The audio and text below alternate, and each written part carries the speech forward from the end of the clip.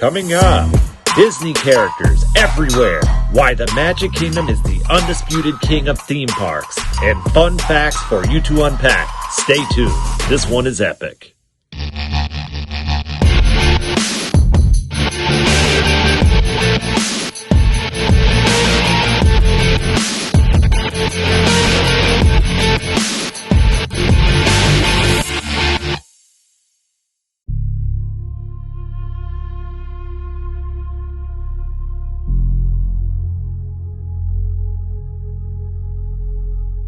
Good morning, everyone. This is Trey from Midwest Day Trips here in Orlando, Florida, checking out Magic Kingdom, one of the best places on the planet to be. So grab an overpriced churro, come day tripping with us.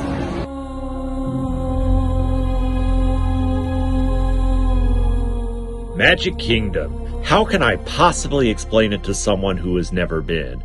And for those who have been here, how do I portray a theme park that so many people have such fond memories of? For many, Disney is a way of life, and Magic Kingdom represents something of a mecca for them. Early entry, baby. Can't remember the last time I felt this special. This visit was the first time that we had stayed on property at a Disney resort, which we'll talk about in a future video. But one of the perks is that you can get into the parks 30 minutes early. A day at Walt Disney World can be overwhelming because there's so much to do, so much to see. So literally the first thing you should know about coming here is that you can't do everything. Disney World is a lot of things to a lot of people, but Magic Kingdom exists solely to appeal to the child and the childlike.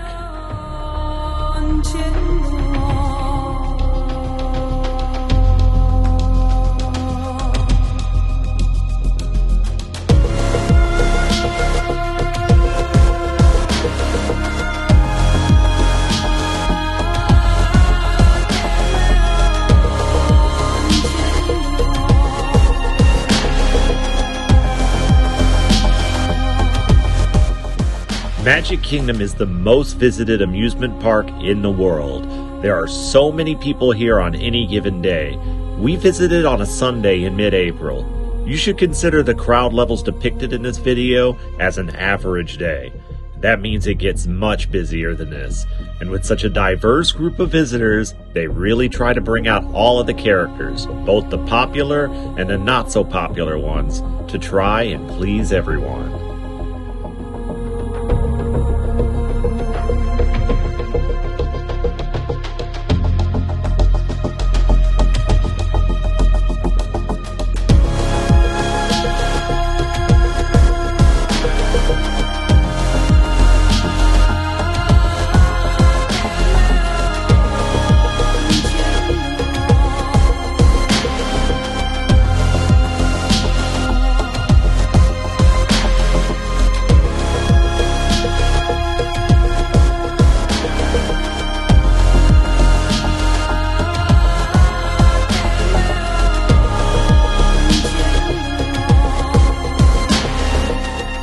The rides are what it's all about at Magic Kingdom, as well as the rest of Walt Disney World.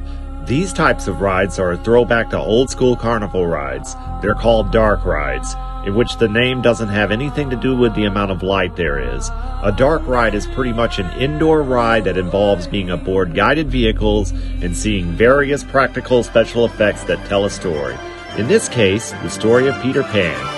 It's really cool the way they use forced perspective to make it feel like you're flying out the bedroom window and high above the streets of London. Think as many happy thoughts as you can. And let's all put it into a crow. You might be able to help these two think their happy thoughts. Next up, It's a Small World. Now here's my hot take on this ride. If you like this ride, you're probably my type of person. It's almost like a litmus test to see how in touch you are with your inner child. Not to mention that it is usually a short wait time, and any excuse to get out of the hot Florida sun and sit down for an 11-minute boat ride is a good excuse.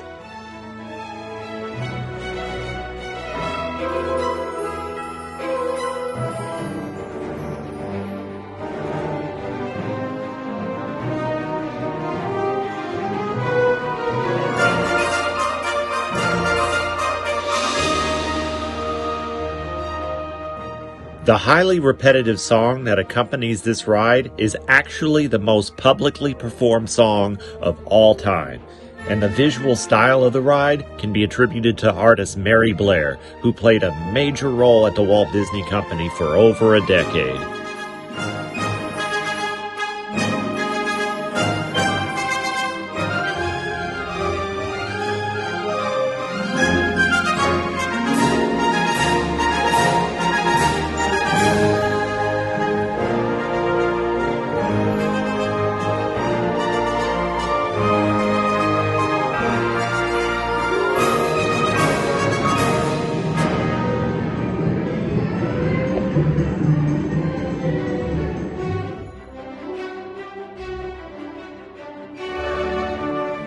This ride was originally made for the 1964 World's Fair in New York. The attraction was sponsored by Pepsi. The title song was written in the wake of the Cuban Missile Crisis, which explains the message of peace and humanity.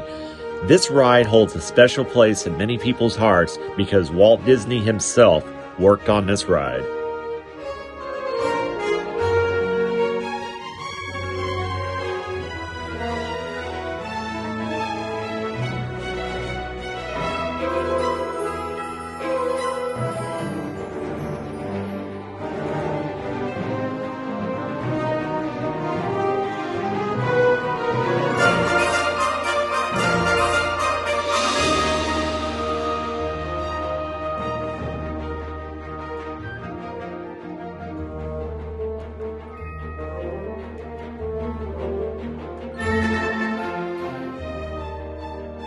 Next up is our little day tripper's favorite attraction that he saw.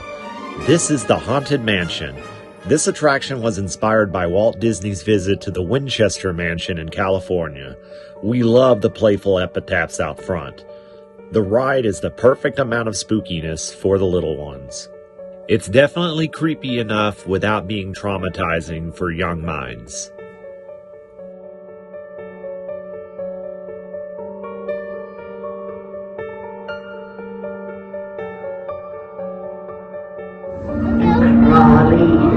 Toads and a party.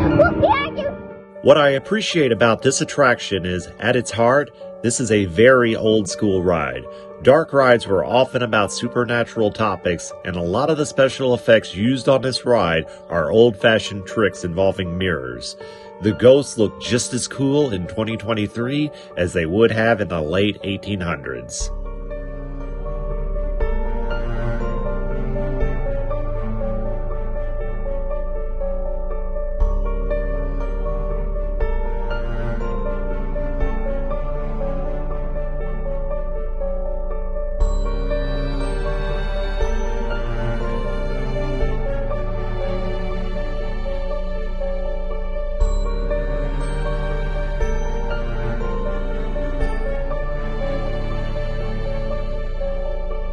I should point out that we bit the bullet and paid extra so that we could enjoy the lightning lanes.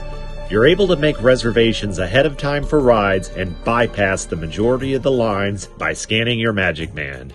If you're doing a lot of rides, it's definitely worth the extra expense in our eyes, unless you really like standing in lines, that is. We have a 5-year-old, so we wanted to minimize the lines as much as possible. Pirates of the Caribbean was the last ride that Walt Disney was personally involved with, as the original version in California came out right after his death. I'm quite certain that this detail contributed to the popularity of the attraction, but nevertheless, it is a very cool ride. The ride has evolved slightly over the years, mostly to include characters from the film franchise, but there's also been a handful of changes made for politically correct reasons. Personally, having seen the ride back in 2013 and in 1998, I don't think the changes are that obvious unless you're looking for them.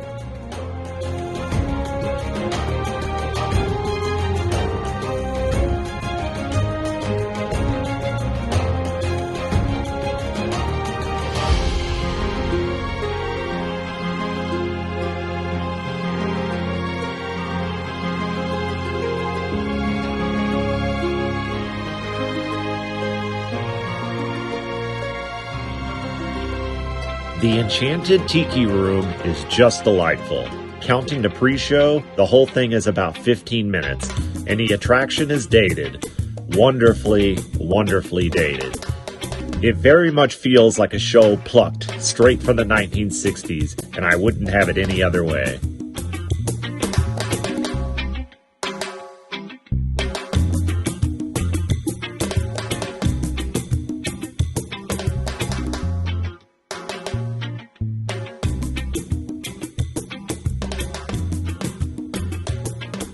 We're intentionally not including any of the original music from these attractions, because Disney's very protective of their copyrights.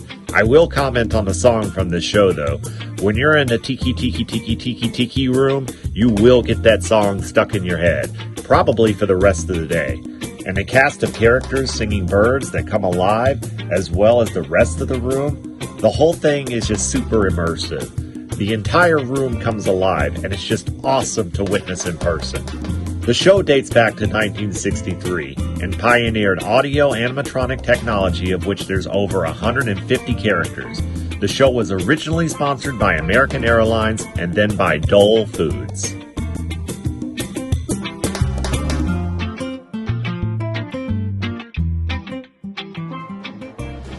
The Magic Carpets of Aladdin is a straightforward ride. The cool part is that the rider controls how high or low they are flying.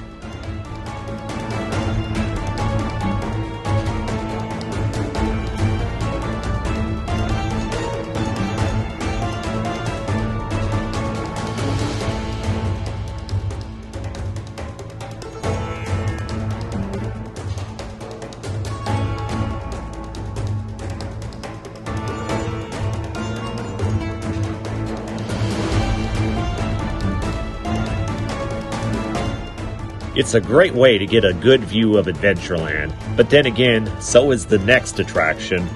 The Swiss Family Treehouse is a walk-through attraction that allows you to climb lots and lots of stairs.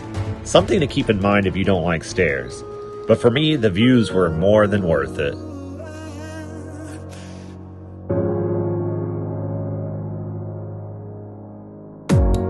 I would float forever if I had my way, liquid blue and white, so perfect in this light. One more wave before I finish for the day, liquid blue and white, so perfect in this light, liquid blue and white, so perfect in this light, liquid blue, liquid blue, liquid blue, liquid blue and white, so perfect in this light, liquid blue, liquid blue. I did want to mention something. Splash Mountain is my favorite Disney attraction, and I was pretty disappointed that it was shut down for a retheme. Personally, I think this is a shame because number one, it's arguably the most popular ride at Magic Kingdom, and number two, there's nothing whatsoever offensive about the ride. Alas, I'm hoping that the new Princess and the Frog ride lives up to its predecessor, and I hope that they at least decide to keep Splash Mountain in California.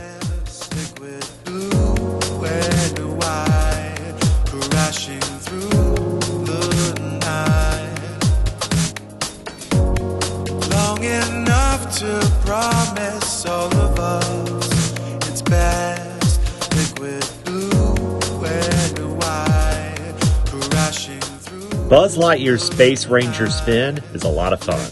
It's an interactive shooting dark ride, which is cool. We really enjoy the shooting games at Walt Disney World. It's great to feel like you're actually a part of the action, and a little friendly competition never hurt anyone, right? Liquid blue and white, crashing through the night. Liquid blue, liquid blue, liquid blue.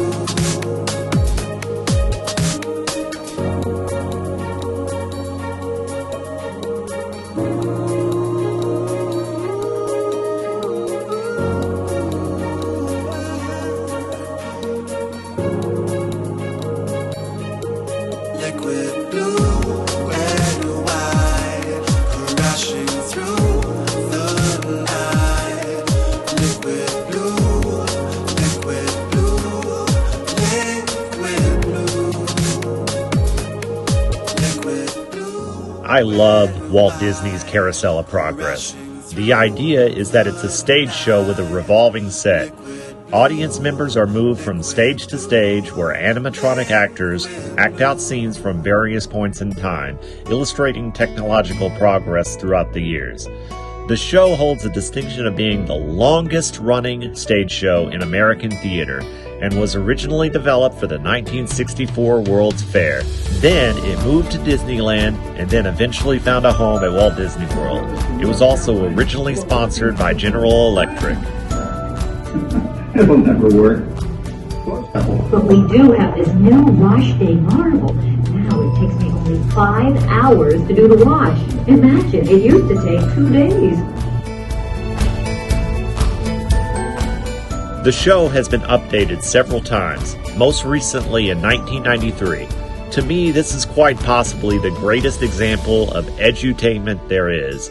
And while the original intent was to help promote General Electric appliances, this motive is hidden behind a facade of amazing animatronic work, a compelling narrative, and delightful music.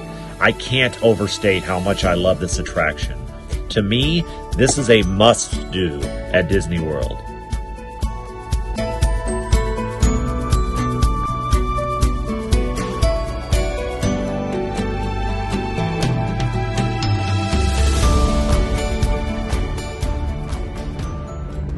The Astro Orbiter is good old-fashioned fun. You ride an elevator to the highest point in Tomorrowland, and you get to control how high or low you are flying. In this sense, the ride is pretty similar to the Aladdin ride, but definitely feels more intense being that high up. It kind of felt like we were going faster too, but maybe it was just my imagination.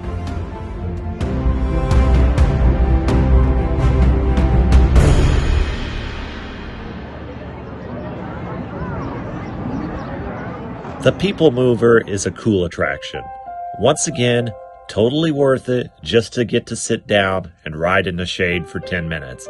However, for fans of Disney history, this attraction is cool in a different way, because Walt Disney, right before his death, had plans to build a functional city, and the People Mover would have been one of the primary modes of public transportation. We'll talk more about the Florida project and the People Mover in an upcoming video. This ride was one of our 5-year-old's favorite attractions, by the way. Pictured here is a part of a gigantic model of Walt Disney's planned city, Epcot, the experimental prototype community of tomorrow, not to be confused with the current park called Epcot.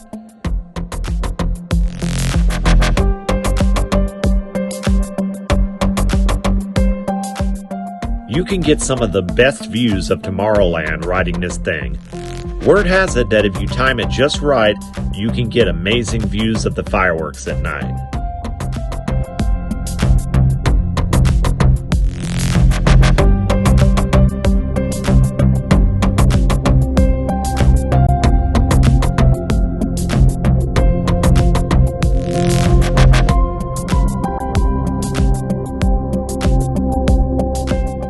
It's a silly little tradition, but a trip to Walt Disney World is not complete without a Mickey-shaped ice cream bar.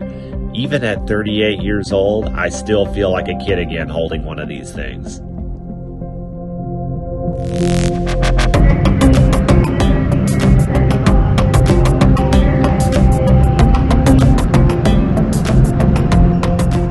The Tomorrowland Speedway has been at Magic Kingdom since opening day. What a great ride for children and a child at heart. Yes, you really drive these things, and no, they are not easy to control. Apparently, the top speed is 7.5 miles per hour. Monsters, Inc. Laugh Floor is amazing. Imagine computer-generated characters interacting with the audience in real time. It's pretty funny, too.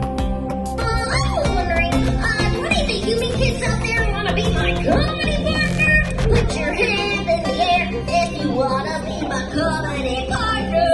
Okay, Morty Wazowski, and when I grow up, I'm gonna go to Monsters University. This technology blows my mind, and the scary thing is it's not even new technology.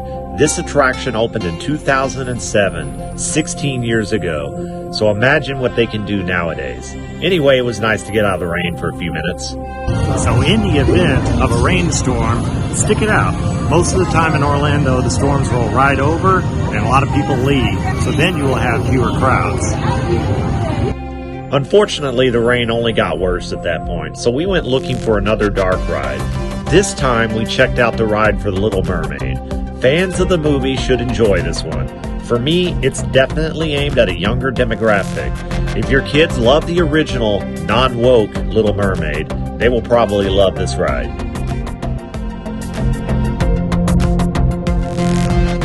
I remember seeing this movie in theaters in 1989 and loving it. And then for some reason I went my entire childhood not being a fan of it. As I get older, the more I enjoy the film. I love how they chose to portray King Triton as a father who truly means well, but makes poor parenting decisions. Disney storytelling is at its best when they are able to show characters who come into conflict with each other, but are still 100% relatable depending on your point of view.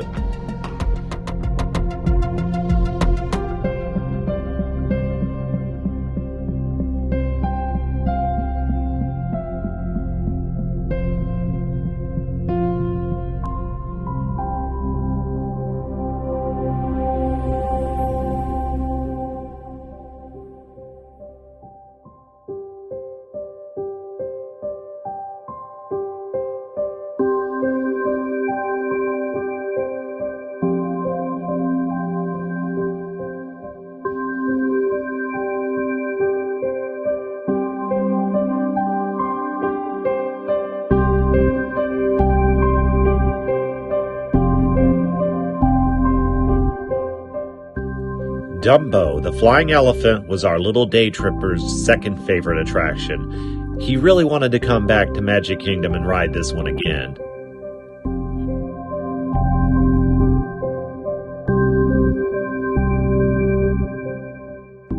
It's so much fun. To see an elephant fly, it's something that you really shouldn't miss. The ride is basically the same as Aladdin and Astro Orbitor, where you can control how high you want to go. This is the only attraction that can be found at all 6 Disney parks worldwide.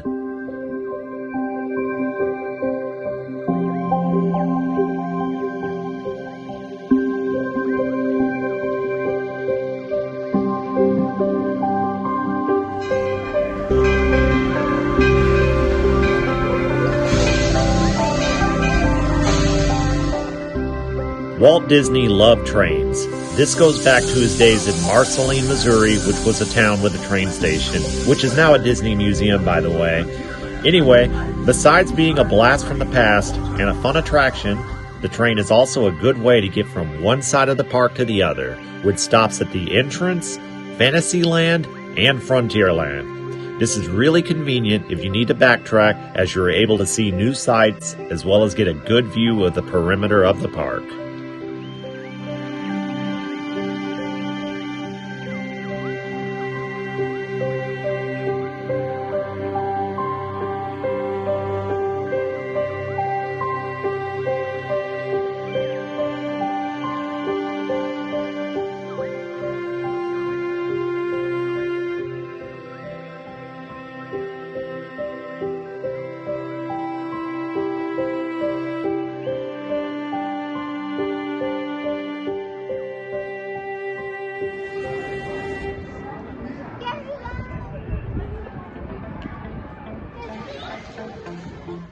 The last time we visited Walt Disney World was 10 years ago in 2013, and we ended up meeting Mickey Mouse that time too. We figured it was something that we really wanted our kid to experience as well. I love how the characters completely embrace cameras at Disney World. Without skipping a beat, Mickey was posing with me selfie style. Too funny.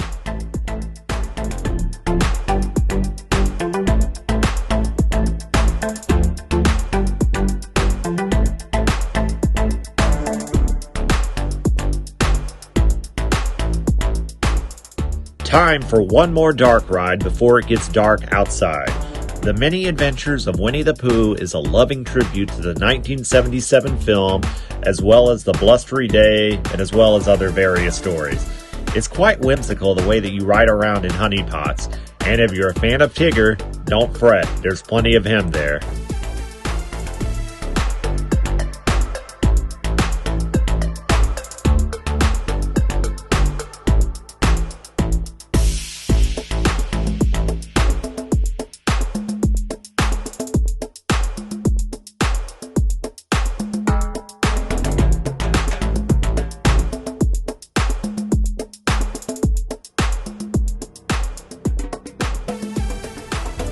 The fireworks at Magic Kingdom are no joke. If you want a halfway decent spot to view them, prepare to get there at least an hour early. 2 hours would be a better idea. I am not kidding. Fortunately, we were pretty happy with our spot. The show itself features extensive use of projection mapping on the Cinderella castle, as well as the iconic fireworks that go hand in hand with Magic Kingdom. Did you know Disney is the world's second largest purchaser of explosives? I find that quite believable, actually.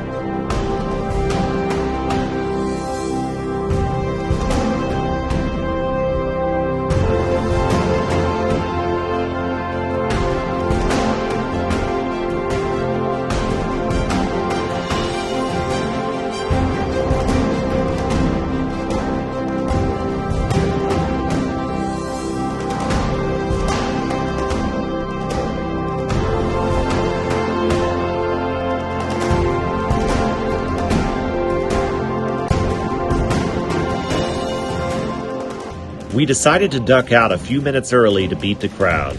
Don't worry, we got a few more good shots on our way out though. We were quite tired after being there literally all day.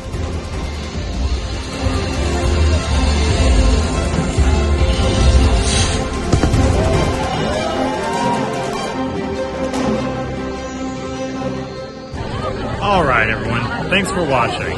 Don't forget to like and subscribe. Check back all the time for new content. Take care everyone.